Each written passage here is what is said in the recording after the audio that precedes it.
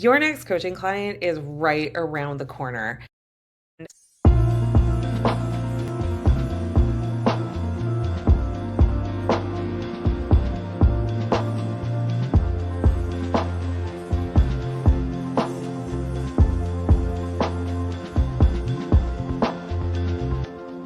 Hi, my name is Amanda, and I help coaches to build a business that they absolutely love. And I really believe that more coaches would be more successful if they watch videos like this. So I'm going to walk through in this video exactly what I did when I had no website, no social following, no idea how digital marketing worked, 500 ideas and things that everybody around me told me I should do, not to mention all the books I read, not to mention all of the webinars I attended. I was so confused about what to do, and I just opened up my Facebook to post something, and I saw another coach just like, what do I do to get clients? I'm new. What do I do? And so this video is answering that question. It's also responding to the couple of people that I talked to at a live event last night where it was essentially the same question. It's just this overwhelm of 500 things, and we need to get out of the overwhelm. So if we haven't met before, hi, my name is Amanda Kaufman, and I'm the founder of the Coaches Plaza, which is a brand that I created to help coaches to be successful in coaching other people. And like, why? Well, because the number one issue that coaches have is they don't have a reliable and sustainable or enjoyable way that they are getting clients on a really regular basis. And that means that their impact is diminished. And worse than that, it means that the coach starts to diminish. Like they start to get really, really sad because they had this big dream of how they were going to do all the things and they were going to help all the people. And then they end up not. And the longer you're not in motion, making traction, gaining progress in your business, the harder it's going to be to shift all of that. So I want to break this down very, very simply because whenever somebody starts something new, they always think about the someday place. So what do I mean by that? When I was like 6 years old, I wanted to be a figure skater. But as a 6 year old, I was like looking at all these Olympic skaters, the Elvis Stoiko and the Michelle Kwan and, like just all of these amazing, incredible skaters, Kurt Browning, Scott Hamilton, that were just like absolutely mind blowing in their craft. So when I very first started skating, that was my fantasy is like, I wanted to be one of those incredible skaters. Now, being six, I was much more open to the trial and error of the sport. And, I went from skating on a little ice rink, a little kind of yard ice rink, to getting formal lessons. And then eventually I became a competitive skater. And it was like my chosen sport while I was growing up. But I think we all do that. Like when we want to become an entrepreneur, we look at the really successful entrepreneurs, and especially now with these devices, like we see what successful could look like, and it's like right in our face every single day. And it can feel like there's this huge distance. And when I was 6 years old, I wasn't thinking about the huge distance. I was just like, amazing, I'm going to be it, right? When I grow up, I'm going to be it. But there's something that changes when you're an adult. And there's this expectation that I think a lot of people have that's not terribly reasonable, which is that you're supposed to be already automatically good at the first thing you try. Like if I'm not automatically already good at the first thing I try, well, I guess it's not for me. I guess it's not aligned. And so what I want to talk to you today about is how do you actually get a client as a coach? And the answer is you don't get a client. You're not Elmer Fudd hunting for the Bugs Bunny. You're not somebody who's going to get or entrap anybody into anything. And I think that that's one of the biggest things that like holds a lot of coaches back is they're worried about being icky, pushy, gross, all of the things. And as you should not be icky, pushy, or gross. However, you do need a strategy. So let's just like break this down. The first thing is you need to own who you are and what your intent is, and you've got to literally own and take responsible action towards your dreams. And like I know that sounds so basic, but it is so relatively easy to become a coach. You can get the certification, you pay for the certification, you show up to the weekends, you do the homework, you're a coach. And to be completely frank, like need less than that. You just need to say the words, I am a coach. And I'm a big advocate for skill building. I think you should probably go through some kind of a certification and have some sort of a roadmap for how you're going to help people. But really, it's like there's not a huge boundary there. And this on its own really stops a lot of otherwise very competent coaches, because they're like, they look left and right and they see all these people that they judge as being a hot mess. And they go, I don't want to be thought of as a hot mess. So the first thing is you've got to take a lot of responsibility for yourself and how you are not a hot mess. You are somebody who is on a mission. You are somebody who is going to do something awesome. And that is cool, right? Like, own it. And if you're having a hard time owning it, consider working with a coach. You know the answer. Work with a mentor, work with a coach, join a program, do something where you can borrow the belief until it becomes true for you. So that's the first thing. The second thing is just the whole prerequisite to having lots and lots and lots of clients, and even just one, is conversations. Like that's the literal actual answer. So, I know I too market. There's a lot of marketers out there that are like, the secret is, you got to have this very special formula for how you do your videos, and you've got to have this very special tactical structure and all of this fancy technology to be effective. And if we're talking about your next client, like even if you have all that fancy marketing hoo-ha-ha, like it actually really does come down to this one input metric, and that is how many conversations have you started this week? That's it. How many conversations have you opened up? So I call this sparking. So sparking is like somebody's trying to spark me right now. They're sending me a text message, and there's an expectation. There's an expectation that you respond, right? So this person just sent me a text message.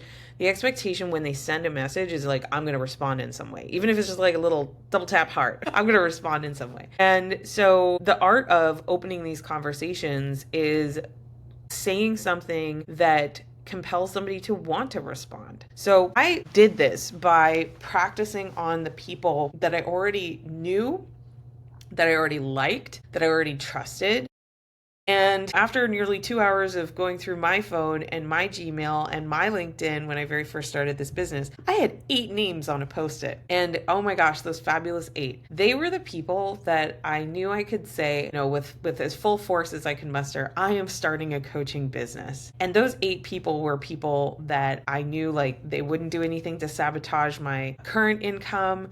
Because I was really worried about that at the time, which is hilarious, but it's another story for a different day. So I really just focused on those 8 people, and I sparked the conversation by saying like, hey, how are you doing? Because these are people I already knew. I already liked, I already trusted. I was already in conversation. So it was a matter of like one email, and I would say, hey, how's it going? You remember how I told you I was doing this coaching certification? Well, as part of that, I need to do 10 complimentary coaching sessions, and I thought of you. So it's that simple. You could do it like in my context, it was because I was doing that certification and they had the requirement of the complimentary sessions, but you can change it to just say like, hey, you know how I've been working on this coaching business for a long time? My coach, Amanda, was saying that I would really start making some real traction if I did some complimentary sessions. I don't need you to pay for it, but I would really, really appreciate it if you would sit down with me and allow me the honor of being able to give you the experience that I'm hoping to give others through my business. Would you be open to that? That was literally it. And you know what? 100% of the 8 people that I sent a version of that message to, and yes, I did completely overthink it. And yes, it did take 2.5 hours per email that I sent because I was so freaking nervous. But the moral of the story is, it's like when I sparked that conversation, they did want to reply because we already had a pre-existing relationship. Now, it was like the second person that I was coaching that I learned this little handy trick. Basically, I did a really great coaching session with this person, and they were like, wow, this is incredible. And like, by the way, my friend is going through a job change and it's pretty intense. Would it be cool if I gave him your information? Like, could I connect you to? Because I feel like this would be really helpful to him. And I was like, I might not know a lot of people, but people know people. And if people are experiencing what I'm doing and they know my mission and they know why I'm doing it, then they're going to be more supportive of it. To be very honest with you, the most momentum that I ever really got in my business was when I was completely unsuccessful. And what I mean by that is, like, people want to help the underdog. They want to help the person who is starting out and they're struggling. The more successful I got, the more skeptical people were about my motives. They were more skeptical about whether they should make a referral. They were more skeptical about whether it was going to be impactful. And I could do a whole nother thing on that, but essentially, the more successful you get, the more suspicious people are about how you actually did it. But when you have nothing, when you got nothing, and you're looking for that very first client, people are going to support you very organically because they want to see the little guy win. And so that's like the biggest thing that I wish every new coach knew, is that you are going to receive a lot of encouragement. Now, there's a lot of coaches that I've met in the internet streets and at events and all this kind of stuff where they already kind of tapped that initial potential. They already went to their friends, they already did that, and they don't have like the momentum. So where do you get a client in that case? And actually the answer is the same. The answer is the same, right? The reason why most people don't get the referrals, the people signing up to want to do complimentary sessions, is because it feels very needy and very confusing. A lot of confusing language. If you're trying to do a lot of advanced digital marketing strategies all the time, then people are going to see that you've got the hustle, and they're going to see that like you want to be successful, but they're not going to see that you care about them.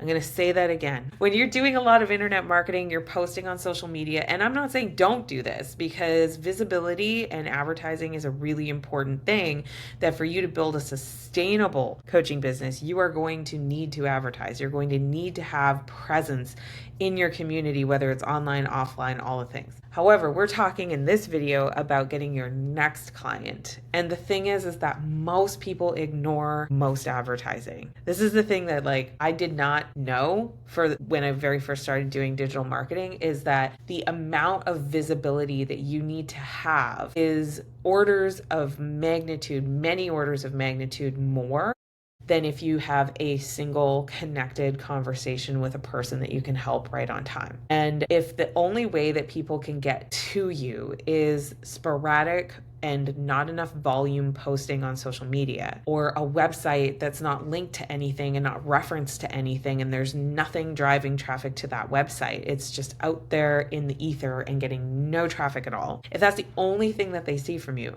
then the only thing that they're getting is your hustle. And while people respect the hustle, the thing is it's going to be your other coachy friends that respect that hustle. It's not necessarily going to be the person who wants to buy your coaching. The person who wants to buy your coaching, and when digital marketing is done extremely well, they need to feel that you are speaking directly to them. They need to feel that it's not just you performing and being performative of the hustle and the grind and all the work. They need to know that you personally care about them. So what does that look like? Again, it's spark the conversation. Invite them to freaking coffee, and if you're not close to them, invite them to get a coffee and join you on Zoom. Like, the core skill here is, at the very, very beginning of a coaching business, is actually social skills. It's this activating your inner extrovert. And I am like really, really introverted, so this was really hard for me, but it's not impossible to learn the skills. A couple of books that could really, really help with this is How to Win Friends and Influence People by Dale Carnegie. That is a oldie but a goodie, right? Never Eat Alone by Keith Ferrazzi, I think, is another really good book that talks about the power of connection and relationships. Even Think and Grow Rich by Napoleon Hill talks a lot about your conduct and your relationships, plus a whole bunch of other things as well. But the power in your coaching business is in the connection of the relationships that you're building and your willingness to spark those conversations and nurture those conversations forward. Now, nurture doesn't mean like endlessly giving, endlessly talking about, other things that aren't the thing. It's about sparking a conversation in the direction of the transformation that you facilitate. And if somebody isn't vibing, if they don't dig that conversation, let them not dig it. Wish them well. Refer them elsewhere. That's okay. Your core skill is connection and activating conversations, one-on-one conversations with people that lead to a natural invitation to a consult. Once they experience the consult, the next big hurdle is going to be to help them with one meaningful thing in that consult and then invite them into a deeper conversation about continuing to work with you. One of the biggest mistakes when you're first getting your first clients in the door is engaging in like a false empowerment. So false empowerment is where you are working so hard to make the other person feel really good in the coaching call, but they don't, and they get like the breakthrough, the aha, you're pushing so hard for that aha. But then you just keep going and you keep adding aha after aha after aha after aha. And you're trying to cram the entire coaching relationship into one session because you're trying to prove that you are worthy and good enough. And so to avoid that, just remember the very first step that I talked about in this video. You got to own that you're great. You got to own it. It's false empowerment because when you just dump a bunch of here's what you could do, here's what you should do, here's your breakthrough, here's your what, you're ignoring the transformation time. Transformation does not come from information overload. Transformation comes from deliberate changes in behavior, actually. It's deliberate actions that people take. And sometimes they're like the big one-time thing, like getting your first client, the big one-time thing, right? But why are we getting the first client? So we can also get the next client and the next client and the next client so that we can actually have impact in what we're doing, right? So yes, it's this big push to get the first client, but then very quickly, after that, it's like, right, how do I build a system around this? And I am telling you that until you get to your first 5 or 10 clients, the system is sparking conversations, asking who would be better off knowing me that you could introduce me to, asking for those referral invitations, and then sparking with those people saying, hey, hi, my name is so-and-so, and my friend blah, blah, blah just gave me your contact information, and I wanted to take a beat to introduce myself. I know this is coming kind of out of the blue, but, blah, blah, blah said that you were really great, and if you were open to it, I'd love to have a coffee. And again, it just keeps going like that. So now if you have the ambition to build your business into the multi-6-figure or even 7-figure range, you will need systems. You will need to codify your messaging from when they meet you to when they hire you to when they are alumni, and you're going to need to build what's called a customer journey. But when you're very, very, very first starting, let it be scrappy, let it be simple, do what matters. And if you have more questions, let me know in the chat below. Hope you really love this, and we'll see you on another episode.